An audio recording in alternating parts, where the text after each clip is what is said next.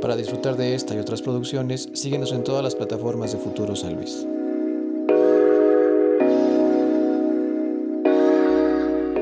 ¿Cómo estás, Cindy? Bien, ¿y tú? Todo chido. Todo bien. Qué bueno que andes por acá. Muchas gracias. Y qué bueno la banda que decide dar un clic para checar este contenido. El día de hoy estamos con Cindy Arce, con quien consideramos que estamos listos para esta conversación. Listos. No sé si ubiques un poco el proyecto, igual te lo resumo un poquito. La idea es como tener una charla con banda creativa, con banda que esté generando desde su plataforma, sea cual sea que lleve a lo mejor tiempo o que estén emergiendo apenas, pero que tengan algo interesante que platicar con la gente que decide vernos. En este caso, yo te contacté, aparte la amistad que ya tenemos tiempo atrás, sí, claro, por tu trayectoria, tu carrera, que ya es, ahorita tras cámaras ya estábamos haciendo cuentas si tienes ya una trayectoria interesante, ¿no? Ya 13 años en la parte de la locución. ¿Cómo decides tú entrar a este mundo? Me decías que todavía estábamos en carrera y fue que ya te adentraste a esto. ¿Ya lo traías en la vena este gusanito o cómo fue que llegaste ahí? Fíjate que sí, o sea, de alguna manera el radio me ha gustado mucho desde que entré a estudiar comunicación. Uh-huh.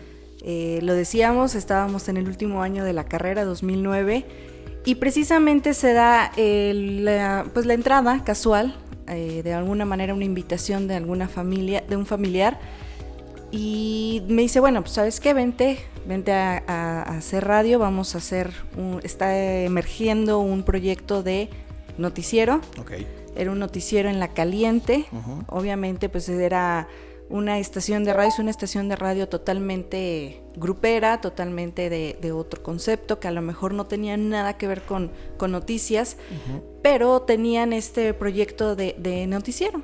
Entonces entro ahí para hacer mi servicio social en el 2009.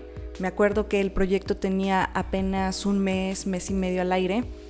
Y comienzo a darle como un formato, ¿no? Me dicen, a ver, vamos a estructurar bien lo que es el noticiero. Y se comenzó a hacer secciones, uh-huh, un guión, una escaleta, un formato ya más en forma de lo que pues yo venía ahí o teníamos como empapado, ¿no? Sí, tú venías fresca con esa información, ¿no? Exacto. Entonces, de alguna manera se comienza a dar ese formato ya más formal de, uh-huh, un noticiero y lo comenzamos a trabajar. Comenzamos a trabajar incursionándole secciones no nada más de información local de San Luis Potosí, sino también financiera, meter un poquito de policíaca y bueno, darle un giro a lo que se estaba haciendo en ese entonces en noticias. Y bueno, pues comienzo ahí, se da la oportunidad de quedarme, me quedo.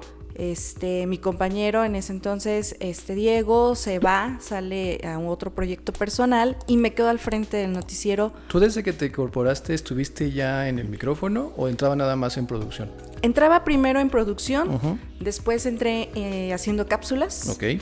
Y capsulitas informativas, daba precisamente el estado financiero, no sé, el dólar se cotiza en tal, ¿no? Y cosas como esas, y ya después, cuando se va Diego, pues entonces ya entro yo como titular del noticiero en la conducción del noticiero completo. Y antes de esta experiencia, ¿tú habías tenido algún acercamiento con la locución o algo por el estilo? Pues no, relativamente era nuevo todo. Okay. El nervio de entrar al, uh-huh, aire era realmente... Porque ibas en vivo. Sí, era de verdad impresionante, uh-huh, ese hormigueo en el estómago, las mariposas, porque además, fíjate que no es por nada, pero la estación, cuando yo entro, primero, bueno, decía, ay, la grupera, pues a lo mejor no la escuchan mucho. Y cuando me empiezo a dar cuenta que realmente era una de las estaciones de radio más escuchadas de San Luis Potosí, que generaba un rating muy importante. O sea, sí tenías una audiencia gabasta. Y que el grueso, sí, exacto, el grueso de la población realmente estaba escuchando La Caliente. Uh-huh. Entonces te das cuenta que quien te escucha, quien te estaba al otro lado de la radio, pues sí era un público bastante grande. Okay. Entonces sí fue como de wow, o sea, impresionante el saber que detrás del micrófono pues había bastante gente escuchándote, pero que además lo que tú dijeras pues iba a trascender de alguna u otra manera. ¿Y te impuso o te motivó? Al principio sí, no te voy a confesar, te lo voy a confesar más bien, sí me impuso, okay. O sea, sí sentí el miedo, el poder decir qué voy a hacer, qué voy a decir, cómo lo voy a decir. Y fue entrenamiento realmente, ¿eh? Porque sí, al principio fue como, a ver, tienes que aprender, tienes que modular, tienes que saber cómo hablar, cómo expresarte, tienes que saber cómo entrar, en qué espacios, en qué momentos. Entonces, eso también lo da la parte de la experiencia que ellos ya tenían en radio y que fue un coaching como al doble, ¿no? O sea, entre los operadores y las personas de producción que ya había en ese entonces y Diego, que también estaba ahí en esa parte de la locución. Entonces, de alguna u otra manera, esa parte sí te va dando la experiencia y yo, pues, por otra, entré con la idea de poder ayudar a la producción ya más en forma, porque también sabemos que la radio, y hay que decirlo, pues la mayoría de la gente que estaba en ese entonces y que todavía mucha gente seguía trabajando, pues era de oficio más que de profesión. Entonces también el entrar con un guión, con una forma de, mira, vas a hacer esto en los tiempos estos, y etcétera, marcarles una pauta, sí generó un cierto conflicto y entras como, ¿y tú qué vas a enseñar de radio si yo tengo aquí 10 años, 13, 14 años trabajando? Pero sí comenzó esa profesionalización también para ellos, o sea, el empuje de crear algo nuevo y un proyecto estructurado. Entonces sí fue como que ganar para ambas partes y eso es lo padre. Y tú ubicas un momento, porque, digo, entendiendo este proceso de que acoplas los conocimientos que traes y entiendes un poco la fórmula que, como tú dices, que ya está establecida en cuestión a lo mejor técnica, ¿no? O a lo mejor de discurso al momento de tener un noticiero. ¿Ubicas cuánto tiempo tardaste en encontrar tu voz, por así decirlo, tu estilo? Creo que la vas adaptando. Yo he tenido procesos en tener que adaptar la voz en diferentes cosas. Por ejemplo, te comento, incluso cuando entré ahí, pues éramos muy pocas voces mujeres. De hecho, era una compañera de ventas que luego era la que hacía los comerciales para Voz de Mujer. Entonces era como chistoso porque decían, bueno, pues ya hay una voz de mujer, inténtalo hacer.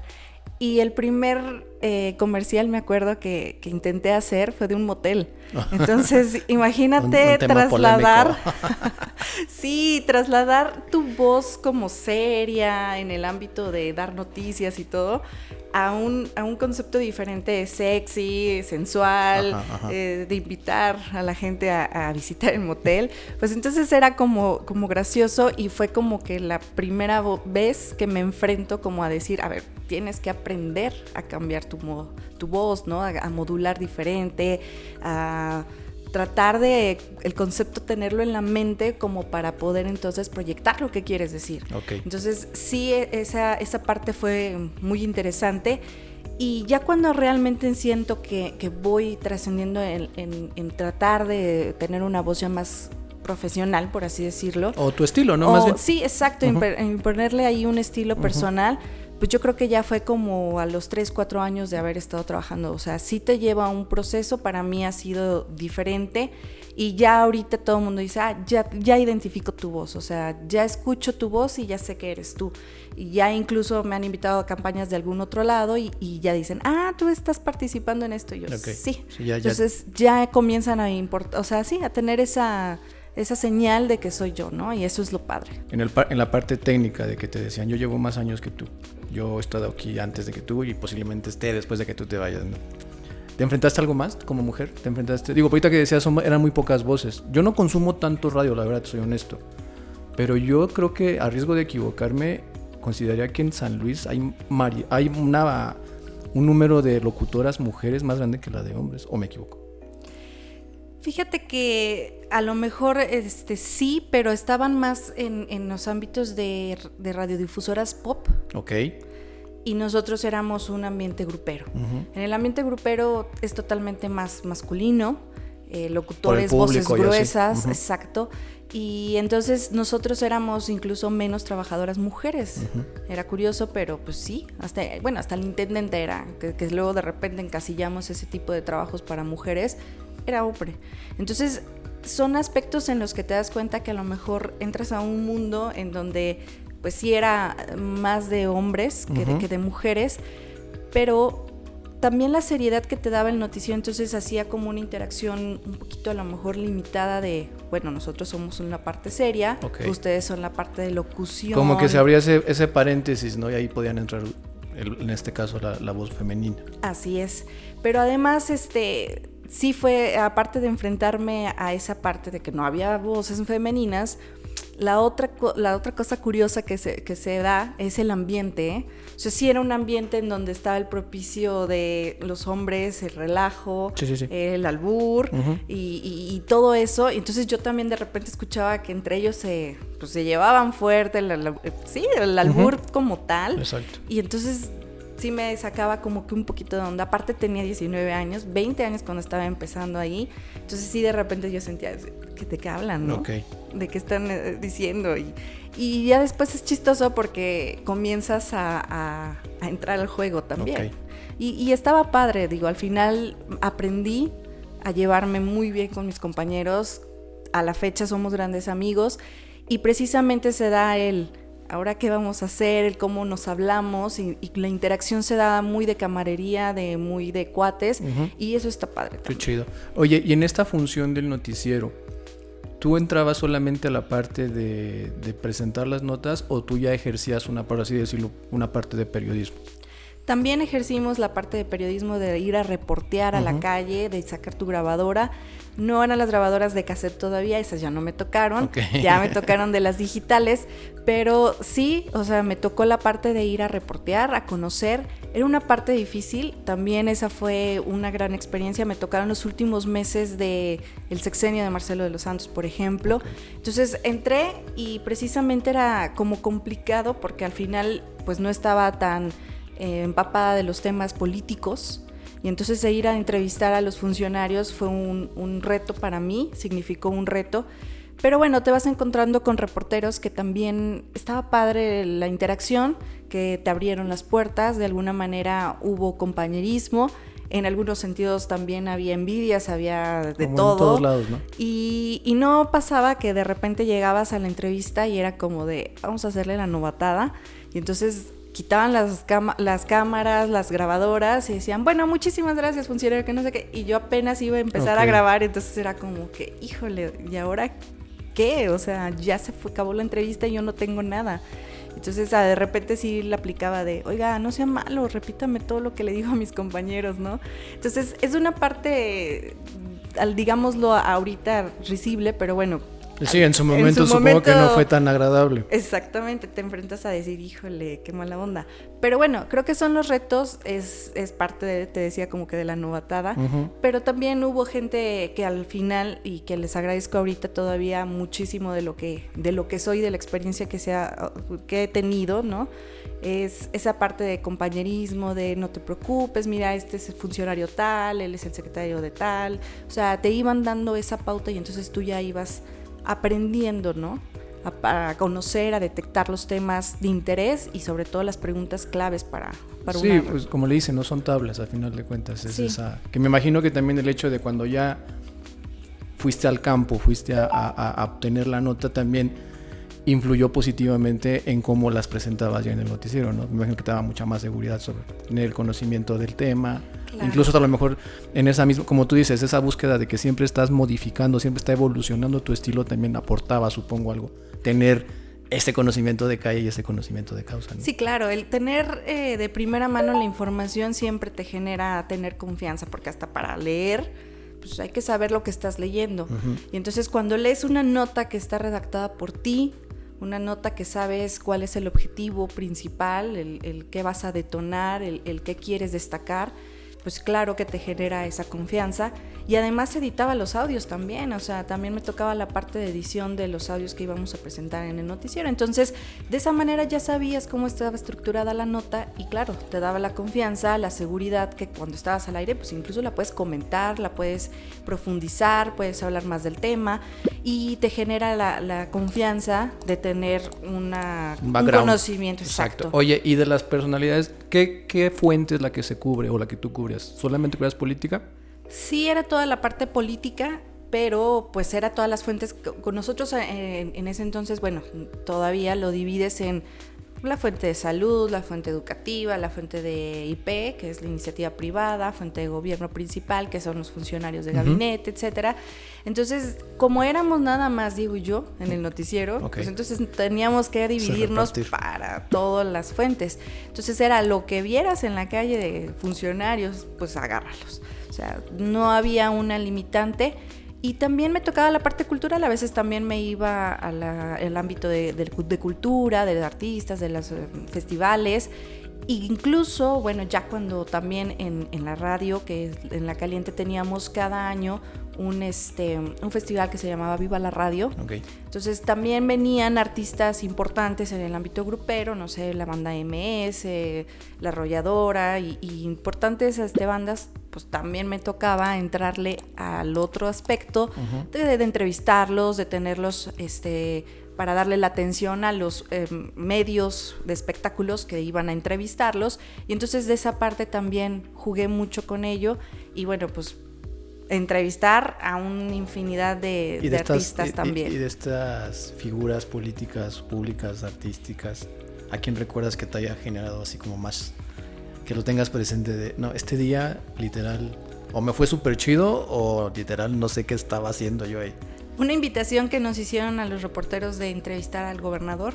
En ese entonces estaba Juan Manuel Carreras, y fue así como que el nervio, porque pues también, o sea, te preparan el lugar, las cámaras. Yo era más radio, entonces a veces el imponerme a la cámara sí me genera a veces todavía esa cosquilla. Te lo dice alguien que está aquí cada semana, sigue siendo, la cámara impone bastante. Exacto, entonces de alguna manera sí me dio la pauta, pero creo que ya también traía un poquito de experiencia, de noción.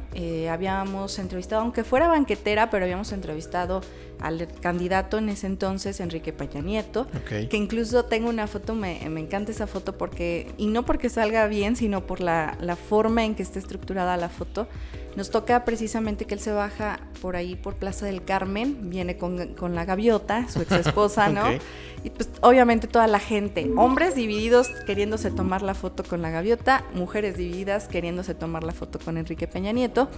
Hay una valla, él se acerca, nosotros como medios estábamos a la expectativa, me acerco a la valla, me giro para poderme tomar la foto, entonces todos los reporteros quedan de frente y hay un fotógrafo que toma la foto a lo lejos, entonces se ve como que todos los medios estaban encima de nosotros dos. Entonces la foto, la verdad, quedó muy padre, entonces, me gustó. De buenos días, qué bueno que están aquí. Exacto, acompañándonos. Acompañándome a mí con el presidente. Bueno, en ese entonces era candidato.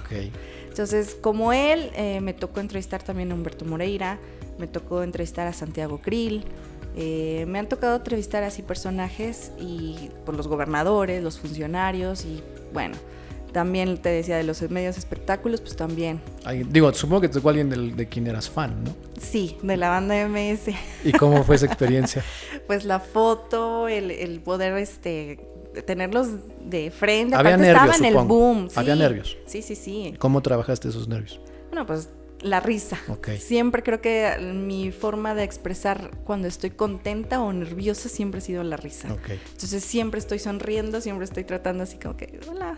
Y esa naturalidad del tratar de jalar también confianza, pues es la risa, la sonrisa, estar alegre para que de alguna manera les creen confianza. Sí, no, pues generar un vínculo que se haga más amena la interacción entre tú y la persona a la que le estás poniendo el micrófono, ¿no? Y también el no tener que demostrar que te gustan, o sea, también tiene que haber un cierto control, porque pues si no, también tu trabajo se ve como, oye, pues cero profesional. Sí, pierdes objetividad. Exactamente, o sea, al final sí estoy para entrevistarte, sí me gusta tu música, sí soy tu fan, pero tienes que tener ese control de, este es mi trabajo.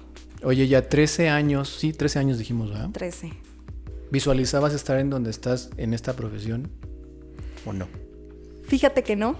Siempre pensé que iba a estar de paso en la radiodifusora. Creí que nada más iba a terminar el servicio social y bueno, gracias a Dios. No me veía tanto tiempo ahí. Y ahora, si te soy honesta y te lo confieso, no quiero dejarla. O sea, es algo que me llena, es algo que me gusta. Estar al aire, estar interactuando, el escuchar la gente, o sea, En el noticiero no hay tanto como ponerle como el locutor que pide la canción o que te manda el mensaje y que lo mandas al aire, etcétera. Pero el hecho de que te escriban, de que hasta te saluden, oye Cindy, hoy no me enteré por ti que la vacuna, por ejemplo, no sé.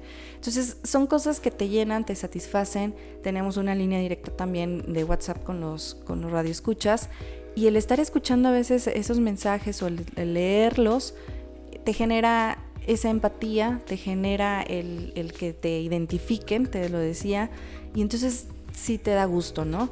Siento, bueno, tú me dices si me equivoco, pero por ejemplo, con los locutores que, como tú dices, los locutores promedio, o no promedio, sino los locutores que dedican a interactuar con la gente, con música o en vivo. Obviamente hay una comunicación y hay un cierto cariño, cierto reconocimiento. Pero creo que a diferencia de ellos, con las personas como tú, que a final de cuentas se convierten, pues sí, en un líder de opinión, por así decirlo, alguien que está presentando la información que a final de cuentas le importa a la gente, se genera ese vínculo no tan directo, pero sí como de confianza, creo yo.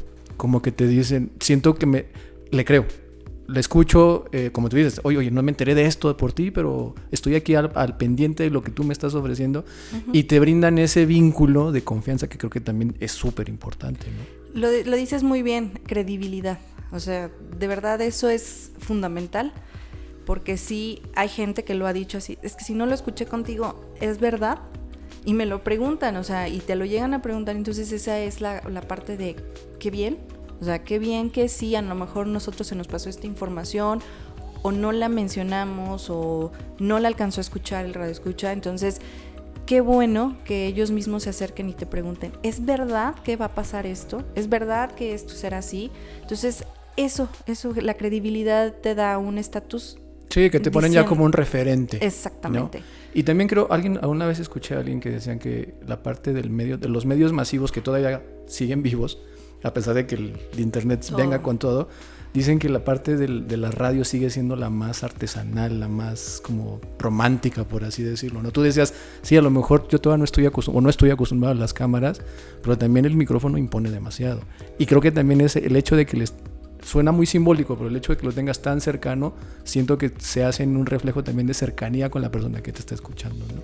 Es un símbolo de respeto. Al final, los medios de comunicación tradicionales, el estar frente a un micrófono, a una cámara, te genera precisamente ese respeto de saber que estás creando contenido, que la gente te va a escuchar, te va a mirar y que tú al final vas a generar un referente.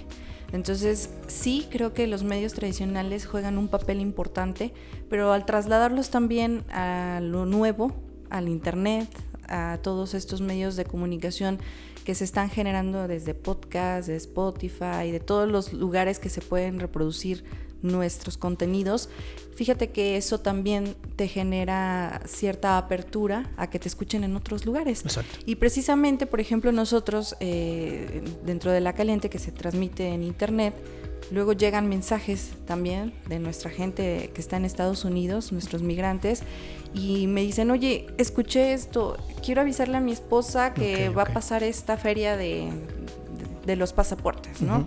Entonces, precisamente genera el saber que te están escuchando en otra parte del mundo. Dices, qué impresión, o sea, no ha quedado aquí el trabajo, ha trascendido, trasciende las fronteras, y entonces eso realmente, pues para ti es satisfactorio, ¿no? Y es un combustible para, como bien dices, pensé que era de paso, pero ahora ya no me visualizo fuera de este círculo, ¿no?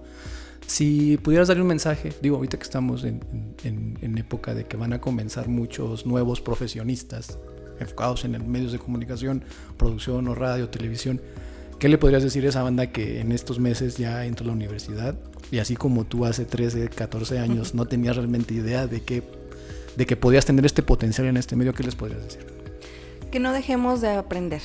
Yo creo que el ser siempre un poquito sencillos, el tener esa idea o ese panorama abierto, si bien tú generas ya un contenido o a lo mejor sales con una noción de todo lo que aprendiste a lo largo de 4 años en la carrera, yo creo que dejar de aprender o de estarte profesionalizando, de estar actualizándote, es algo que no podemos dejar, y menos en los medios de comunicación. Ahorita mismo te lo decía, ¿no? Por ejemplo, el yo entrar a grabar primero con una grabadora digital, que bajabas los audios por USB o que los bajabas en tiempo récord en vivo, pero bueno, al final esa forma en cómo va generándose, ahora ya agarras el celular, todos traen una nota de voz y lo utilizas en esas aplicaciones, ya no es necesario, ahí mismo las editas, ahí mismo descargas la música o la nota de voz y la mandas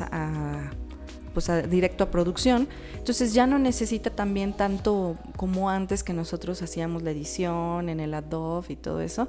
Entonces ahorita precisamente es no dejar de actualizarte, porque estamos cambiando, estamos generando nuevos contenidos, hay gente que está en la tecnología avanzando día tras día tras día. Entonces yo creo que el consejo mayor sería no dejar de sorprendernos, de actualizarnos, pero sobre todo también de poder ganar con los demás. O sea, era lo que yo te decía, o sea, llegas a un lugar en donde a lo mejor todos eran locutores, operadores por oficio. Okay. O sea, no tenían una carrera, pero aprendí de ellos también muchísimo. Exacto. Entonces, al final todavía yo, el ver la consola, cómo la operan y todos los botones, y entonces impone, y ellos lo tienen, el conocimiento, y entonces es ambos. Ese feedback, ¿no? Exactamente, ese intercambio no debe dejarse. Y para ellos yo creo que eso es importantísimo. Y también algo súper relevante que decías al inicio de esta plática, el profesionalismo de saber que lo que tú digas ante un micrófono tiene un efecto en quien te está escuchando, ¿no? La responsabilidad de saber que eso que tú puedes decir, a lo mejor, pues nada más estoy dando una nota o estoy dando el informe vial, ¿no? O el clima, si quieres. Pero al final de cuentas es eso que para ti son simples palabras, va a significar el conocimiento de muchísima gente que te puede estar escuchando, ¿no? Así es, precisamente, por ejemplo, ahorita en la pandemia con el COVID-19 se dio mucho, pues que todos los días había un informe diario, ¿no? Por parte del gobierno, y entonces todos los días la gente ya estaba esperando también el que le dijeras a ver cuántos contagios hubo, si hubo fallecimientos, cuál era el reporte. Ya ahorita, como ya comenzó un poquito a bajar la información respecto a COVID, que digo, no hemos terminado la pandemia y todavía tenemos que cuidarnos, pero al final deja de ser como la nota importante en la agenda del día, y entonces la gente escucha y de repente sí nos reclaman, nos dice, oye, ¿por qué no dijiste hoy? ¿O por qué no salió primero la información de COVID? Nos interesa, o sea, ¿qué está pasando? ¿Por qué no las das a conocer? Entonces eso precisamente, o sea, generas contenido que a la gente le va gustando, genera contenido que a la gente le interesa, y entonces al final te lo piden. Y el efecto es mucho más relevante de lo que podrías pensar. Así es, por eso la importancia de saber qué vas a decir. Qué chido que estuviste por acá. Si la banda te quisiera conocer un poco más o escucharte en los diferentes productos que manejas, ¿dónde te pueden ubicar? ¿Dónde te pueden escuchar? Pues en el Instagram, estamos en Instagram Cindy Arce V, y en nuestro Facebook Cindy Arce como blog personal.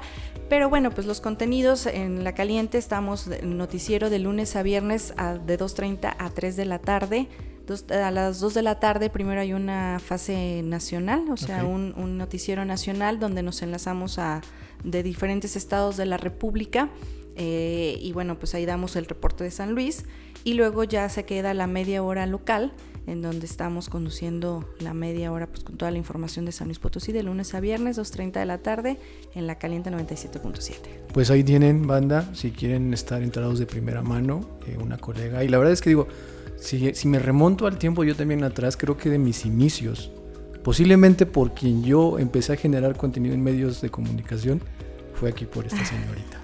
Que un día me hizo una llamada y me dijo, esta es tu oportunidad, y la verdad a la fecha te lo sigo agradeciendo. No, hombre. Porque creo que ese fue uno de los gusanitos que generaron en mí, el que también más de 10 años después sigamos en este trip. Así es. Qué chido que estuviste por acá, Cindy. ¿Cómo Muchas te gracias. sentiste? Muy bien, la verdad, ¿sí? Muy bien, muy padre. Una experiencia agradable. Cuando gustes, las puertas están abiertas nuevamente para que nos acompañes. Muchas gracias. Y pues bueno, también gracias a ustedes que decidieron dar un clic para checar este contenido. No olviden seguirnos en todas las plataformas de Futuro San Luis, que es donde damos difusión a todo este tipo de talentos potosinos. Gracias. Que vale la pena conocer.